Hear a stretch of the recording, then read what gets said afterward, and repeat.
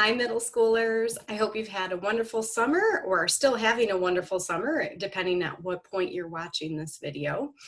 I want to take a minute to talk a little bit about your summer reading assignment since I haven't had a chance to talk to you guys about it, just what you've read on paper. And I would like to cover what is the same about the two choices. So first of all, you only have to do one assignment and you have some choice in that assignment.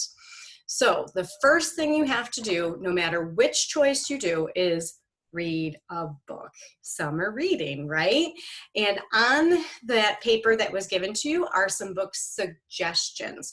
You do not have to pick from the books on that list. You may use those as a guide if you're not sure what to read. If you had a book that you were hoping to read, it's probably acceptable for you to do so.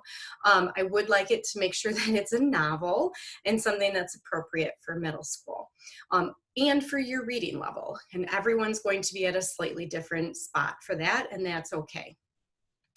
I want to remind you that I did put together a video series on YouTube, which includes me reading a book to you. You can see the words on the screen and read along with me while I do so. The book that was voted on for me to read was The Lion, the Witch, and the Wardrobe by C.S. Lewis. So that is an option. And if you're one of those students who doesn't really enjoy reading and you've forgotten about this assignment, the videos are pretty short. You can actually probably get through that book pretty quickly watching through those videos. So that's one little way for you to get through it faster if you're thinking, oh gosh, I have to read a book still.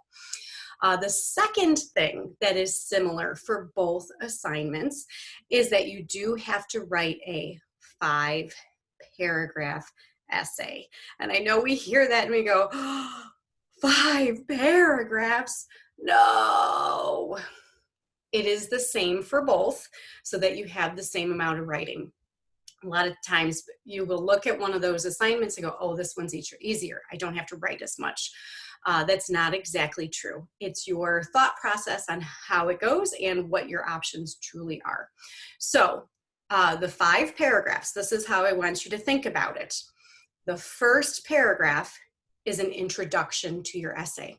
An introductory paragraph does not have to be long. It could be only 2 sentences. I'd like you to try for at least 2. Sometimes I see 1 sentence, and that's okay. But really, we want to see somewhere between 2 to 5 sentences for an introduction. Then there will be 3 body paragraphs. And depending on which essay you do, those body paragraphs are going to be different. I am not going to completely outline them for you as I have in the past. On my website, there are some guides. You can follow those if you choose, but you are not set in stone that you have to follow those body paragraph topics. You have some freedom to some degree based on the assignment. The body paragraph should be a little bit longer than that introduction. Usually when you hear me talk about paragraphs, because students always ask, how many sentences? And you will, as you get older, hear teachers say, well, you know, it does depend. I hate to give you a number, but at the same point, I know you want some guidance. So those body paragraphs, ideally, I like paragraphs to be 6 to 8 sentences, but 5 sentences is okay as well. Keep that in mind though, those of you that are writers and full of ideas, when we get too much beyond 10 sentences for a paragraph, it may be a little too long for this particular essay. Some essays, that's okay, but let's try to narrow it down. I don't need you to spend a ton of time outlining every single detail of your book. Overview. The conclusion, or the 5th paragraph, is going to be your conclusion. And that conclusion paragraph should be, once again, 2 to 3 sentences, 5 at the most. Ideally, in a conclusion, I like for you to restate what your topic of your essay is and summarize your main points. And that's why we might see maybe 4, because you're going to restate what you said in your introductory paragraph, whatever the topic is about your book, and then whatever your main points of each of your body paragraphs were should be summarized in that conclusion paragraph. Whether they each get a sentence or you put them together in a series and separate that idea with commas. So it could maybe be 2 sentences long. So I hope this answers some of your questions about your summer reading assignment. I hope you really enjoy the book that you choose to read. So you have to read one book and then write a 5-paragraph essay. There's another video that talks a little more specifically about each essay and what needs to go into those. So if you want to watch the one that's specific for your essay, please do so. Last note, extra credit. If you really want to get some extra credit this year, an easy way to bring up your grade, read another book. And you can do this throughout the school year too.